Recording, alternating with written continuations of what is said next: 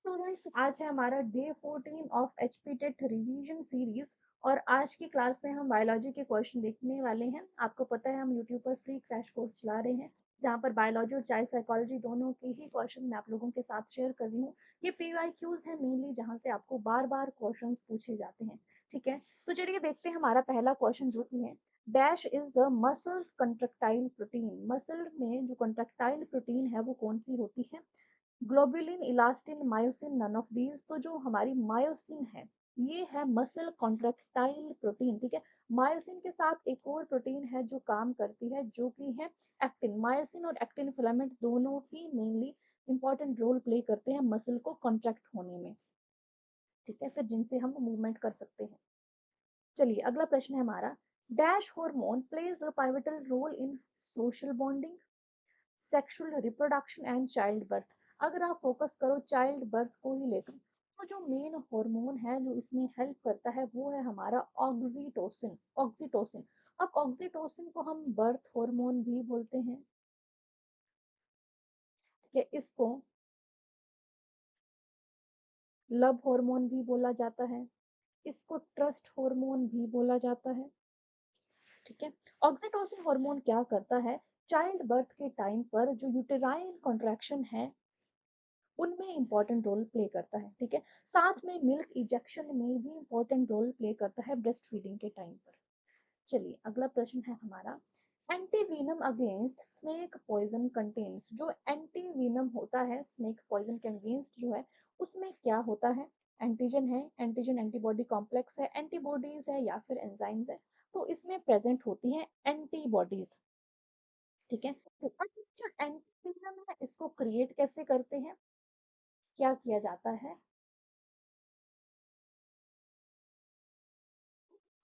कि जो snake venom है, ठीक है, स्नेक वेनम है इसको इंजेक्ट किया जाता है किसी एनिमल में, किसी एनिमल में, माना हॉर्स है। अब इस हॉर्स का जो इम्यून सिस्टम है, इस हॉर्स का जो इम्यून सिस्टम है वो इस वेनम के अगेंस्ट कुछ एंटीबॉडीज बनाएगा, कुछ एंटीबॉडीज बनाएगा।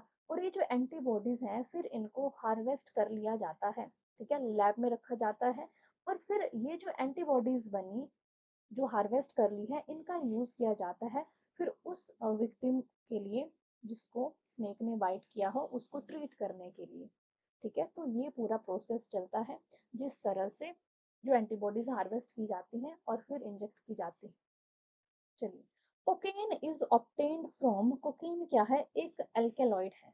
कोकेन क्या है, एक एल्केलॉइड है जो एक्सट्रैक्ट किया जाता है किस प्लांट से, एरिथ्रोजाइलम कोका से। एरिथ्रोजाइलम कोका एक प्लांट है, उससे ऑब्टेन किया जाता है इस एल्केलॉइड को, that is cocaine. Winter sleep is also known as, okay, winter sleep हम किसे बोलते हैं? मैंने आपको शायद प्रीवियस क्लास में ही बताया था, एक विंटर स्लीप होती है और एक होती है समर स्लीप। ठीक है, समर स्लीप को बोलते हैं एस्टिवेशन और विंटर स्लीप को बोला जाता है हाइबरनेशन। जब ऑर्गेनिज्म विंटर्स में इनएक्टिव हो उसको विंटर स्लीप बोलेंगे, और जो समर में इनएक्टिव हो उसको हम बोलेंगे एस्टिवेशन। ठीक होगी बात। अगला प्रश्न देखेंगे हम, amount of energy transferred from one trophic level to another. ठीक है, एक ट्रॉपिक लेवल है, अब इससे दूसरे ट्रॉपिक लेवल में कितनी एनर्जी जो है वो ट्रांसफर होती है? ठीक है, तो ये होती है 10% एनर्जी ट्रांसफर, 10% एनर्जी ट्रांसफर। और ये जो 10% ट्रांसफर ऑफ एनर्जी है ये लो किसने दिया? ये लो दिया है लिंडमैन ने। और ये भी क्वेश्चन आपसे पूछा जाता है, तो ये भी याद रखना कि ये जो 10% लॉ ऑफ एनर्जी ट्रांसफर है ये किसने दिया? तो लिंडमैन ने दिया।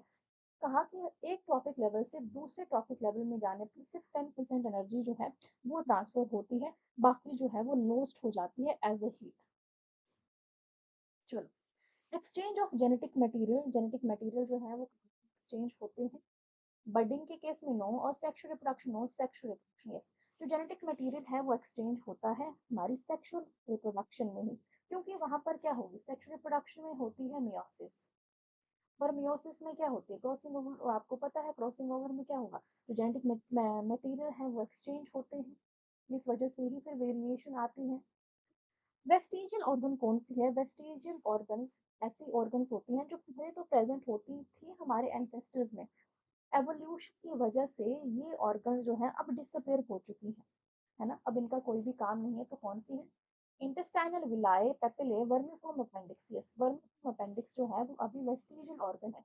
जैसे टेल है, तो टेल भी वेस्टिजियल ऑर्गन है ना, अब प्रेजेंट नहीं है। नेक्स्ट क्वेश्चन, गोबर गैस प्लांट यूजेस विच बैक्टीरिया? जो गोबर गैस प्लांट है किस तरह के बैक्टीरिया का यूज करते हैं? Methanogenic, cyano, onco, pyogenic. ठीक है, तो ये यूज करते हैं मिथेनोजेनिक बैक्टीरिया का। ठीक है, क्योंकि जो आपको पता है गोबर गैस क्या होती है, ये होती है बायोगैस भी आप इसको बोलते हैं। ठीक है, जो कैसे बनेगी? जो हमारे मिथेनोजेनिक बैक्टीरिया होते हैं जिनको हम मिथेनोजन्स भी बोलते हैं, मिथेनोजन्स भी बोलते हैं, जो हेल्प करते हैं फिर मीथेन गैस प्रोडक्शन में। Next question, which of the following is not a viviparous? ठीक है, विविपेरस कैसे एनिमल होते हैं? विविपेरस ऐसे एनिमल होते हैं जो डायरेक्टली बर्थ देते हैं लाइव यंग वंस को। ठीक है, कोई भी एग ले नहीं करते हैं जो विविपेरस हैं। तो आपको इनमें से देखना है कौन सा विविपेरस नहीं है, यानी कि कौन सा ओविपेरस है जो कि एग ले करता है। एकिडना, ह्यूमंस, माइस, कैट्स। तो कैट भी विपेरस है, माइस भी, ह्यूमंस भी। एकिडना जो है ये क्या है? ये है ओविपेरस। बहुत बार क्वेश्चन पूछा गया है इससे। ठीक है, कई बार आपको एकिडना दे देते हैं, कई बार आपको प्लेटिपस दे देते हैं ऑप्शन में। ठीक है, तो ये दोनों ही सही हो जाता है आपका, एकिडना दे दिया या फिर प्लेटिपस दे दिया। ओके, तो ये क्या है? It is a viviparous, it is a oviparous organism. The gap between two neurons, हर किसी को पता है दो न्यूरॉन्स के बीच का गैप। ठीक है, एक न्यूरॉन एक ये है, एक ये है, और इन दोनों के बीच का गैप को बोलते हैं साइनैप्स। Synapse, option A. चलिए, site of fertilization in human female, बहुत ही इजी है। फर्टिलाइजेशन कहाँ पर होती है? ठीक है, यूटेरस में नहीं, ओविडक्ट, ओवरी, वेजाइना। तो ओविडक्ट में होती है। ओविडक्ट को फेलोपियन ट्यूब भी बोलते हैं। क्या बोलते हैं? फेलोपियन ट्यूब भी बोलते हैं। तो कई बार आपसे फेलोपियन ट्यूब दे दिया जाता है ऑप्शन में, कई बार आपको ओविडक्ट दे दिया जाता है। ठीक है, तो ये दोनों ही आपके सही होंगे यहाँ से। फर्टिलाइजेशन का क्या मतलब है? Process of fusion of gametes, जो मेल गैमीट है that is the sperm and the female gamete यानी कि जो ओवा है, इन दोनों का फ्यूजन, और फिर उनसे क्या बनता है? जाइगोट बनता है। इसको हम बोलते हैं फर्टिलाइजेशन, और ह्यूमन फीमेल में ये होती है फेलोपियन ट्यूब में। The theory of natural selection theory किसने दी? लिमार्क, डार्विन, मेंडल, हार्डेन। तो डार्विन ने दी थ्योरी ऑफ नेचुरल सिलेक्शन। ठीक है, उन्होंने एक बुक पब्लिश की थी ओरिजिन ऑफ स्पीशीज इन 1859, उसमें उन्होंने बात की थी नेचुरल सिलेक्शन की। चलो, अगला प्रश्न है हमारा, UV radiation from sun is likely to cause which kind of cancer in human beings? अब ये जो यूवी रेडिएशन है जो सन से आती है, अब इनसे हमें प्रोटेक्ट करने का काम कौन करता है? प्रोटेक्शन कौन प्रोवाइड करता है? जो है हमारी ओजोन लेयर, तो प्रोटेक्शन प्रोवाइड करती है इन यूवी रेडिएशन से, क्योंकि ये जो रेडिएशन है ये हार्मफुल है और ये स्किन कैंसर कॉज करती है। ठीक है, स्किन कैंसर कॉज करती हैं, क्योंकि ये जो हमारे स्किन के अंदर, स्किन सेल्स के अंदर जो डीएनए है उसको डैमेज कर देती हैं, और फिर म्यूटेशंस हो सकती हैं, और म्यूटेशन की वजह से स्किन कैंसर जो है वो बन सकता है। ठीक है, ऑप्शन ए सही हो गया। World environment day, world environment day हम कब सेलिब्रेट करते हैं? 5 जून को विश्व पर्यावरण दिवस जो है वो सेलिब्रेट किया जाता है। Amrita Bishnoi lost her life while saving forest having which kind of tree? Okay, बहुत इंपॉर्टेंट है ये, बहुत बार क्वेश्चन पूछा जाता है। जो अमृता बिश्नोई थी, कहाँ की रहने वाली थी? राजस्थान की। ठीक है, तो उन्होंने प्रोटेस्ट किया जो खेजड़ी के पेड़ थे। ठीक है, खेजड़ी के पेड़ों को बचाने के लिए उन्होंने प्रोटेस्ट किया, जिसमें उनकी जान भी चली गई, और वो कहाँ की रहने वाली थी? राजस्थान की। तो खेजड़ी के पेड़, ऑप्शन बी।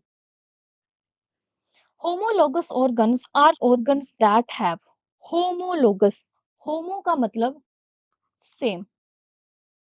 ठीक है, होमोलोगस ऐसे ऑर्गन जिनका स्ट्रक्चर तो सेम होगा, स्ट्रक्चर तो सेम होगा, बट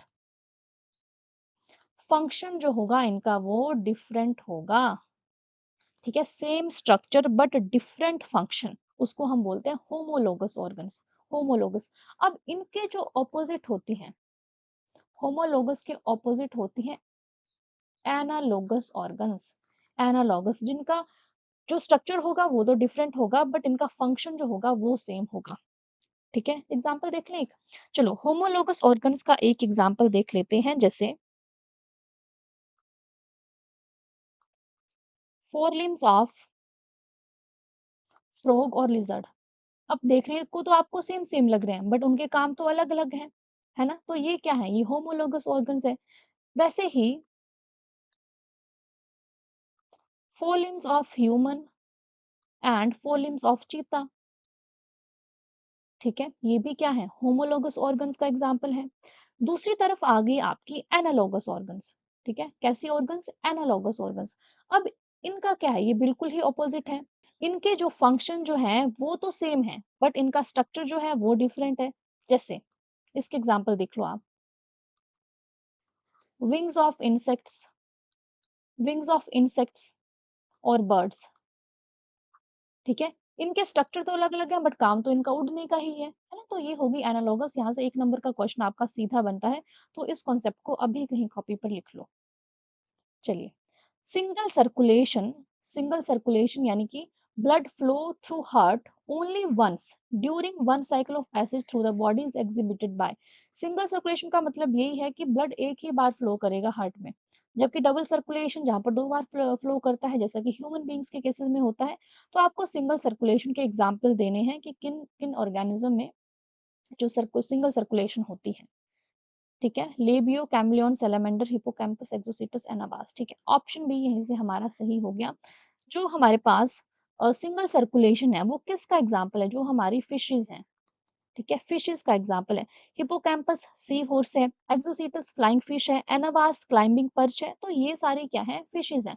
और फिशेस का हार्ट जो होता है वो टू चैम्बर्ड होता है, इस वजह से ही इनमें होती है सिंगल सर्कुलेशन। ठीक है, बाकी जो है इनमें मिक्स है ना? कुछ एम्फीबियंस हैं, कुछ रेप्टाइल्स और कुछ मैमल्स हैं, जिनमें इनकम्प्लीट होगी या फिर डबल सर्कुलेशन हो जाएगी पूरी। Segmentation in the body is first observed in which of the following. ठीक है, सबसे पहले सेगमेंटेशन आपको किस फाइलम में देखने को मिली है? प्लेटीहेलमिन्थस, एस्केलमिन्थस, एनालिडा, आर्थ्रोपोडा। ठीक है, प्लेटी और एस्क में तो होती नहीं है, एनालिडा में होती है सेगमेंटेशन। ठीक है, तो एनालिड्स, एनालिड्स के एग्जांपल जैसे हैं हमारे पास अर्थवॉर्म, लीच है। ठीक है, ये हैं एनालिड्स हमारे, जिनमें सबसे पहले सेगमेंटेशन आपको देखने को मिलती है। चलो, सेकेंडरी प्रोड्यूसर्स कौन होते हैं? Herbivore, producer, carnivore, none. Okay, primary producer आपके प्लांट्स हो गए, है ना? जो प्राइमरी प्रोड्यूसर्स हैं वो आपके प्लांट्स हैं। फिर प्लांट्स को कौन खाएगा? हर्बीवोर्स खाएंगे, है ना? तो सेकेंडरी प्रोड्यूसर हो गए हमारे, हर्बीवोर्स हो गए। चलिए, cell organelle have its own genetic material. अगर अपना जेनेटिक मटेरियल है तो इस ऑर्गेनेले को हम क्या बोलेंगे? इसको हम बोलेंगे सेमी ऑटोनोमस ऑर्गेनेले। दो ऑर्गेनेले होते हैं हमारे पास, एक होता है माइटोकॉन्ड्रिया और दूसरा होता है क्लोरोप्लास्ट, जिनके पास अपना डीएनए है, अपना जेनेटिक मटेरियल है, जिस वजह से इनको सेमी ऑटोनोमस बोलते हैं। तो यहाँ पर माइटोकॉन्ड्रिया दिया है, तो ऑप्शन बी सही हो जाता है हमारा। PH value of human blood की पीएच वैल्यू लगभग कितनी होती है? 7.4। बहुत इजी है, 7.4। ठीक है, स्लाइटली बेसिक होता है। ओके, अगला प्रश्न है हमारा, how many chromosome pairs are there in human somatic cells? जो हमारी सोमैटिक सेल्स हैं, जो बॉडी सेल्स होती हैं, उनमें कितने पेयर ऑफ क्रोमोसोम्स होते हैं? ठीक है, 23 पेयर्स। 23 पेयर्स यानी कि 46 क्रोमोसोम्स, जिसमें तो 22 पेयर होंगे वो तो ऑटोसोम होंगे।